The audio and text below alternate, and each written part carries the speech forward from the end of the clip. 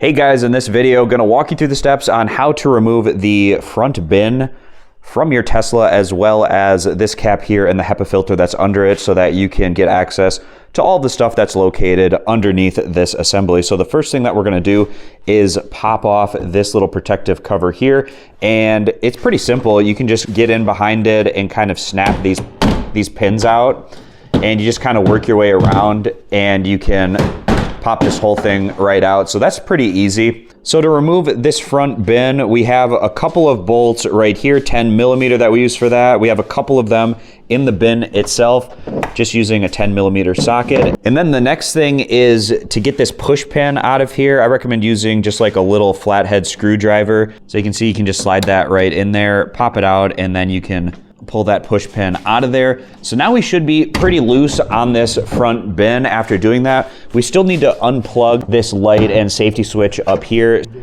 We can do this by popping off this little safety shield here, and you can unplug it right from there. There's a little push tab in that slot right there. We're gonna use this little screwdriver to kind of push that in. And then once that's pushed in, you can slide that plug out. And then you should be good to go from there with removing the rest of the bin from your Tesla. So it should just pop right out at this point.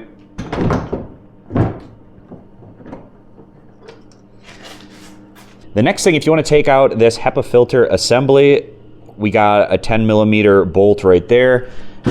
And there's another one on this side here, so we can loosen those up, take those out, and then this should pop right out. So now with those out, this should just slide right out, easy as that. And this will get you access to all sorts of things, such as your 12-volt battery, for instance, your reservoir for your coolant there, and anything else that you'd want to get access to underneath your Frunk. So now we're gonna do the reassembly. It's basically the same thing we just did, but in the reverse order. So we're gonna take the HEPA filter back and drop it into place. And there's little drop pins that you can line it up with. When we're putting the HEPA filter assembly back in, obviously you wanna make sure that this lines up with the intake there. And we also have drop pins on both sides that are gonna go into these slots. I'll show you what that looks like on the other side. And that's gonna drop in to that little hole right there as well. Just be careful that you're not pinching any of these encased wires over here when you're putting this back on. And then you're gonna take these bolts again, screw them back into place on both sides.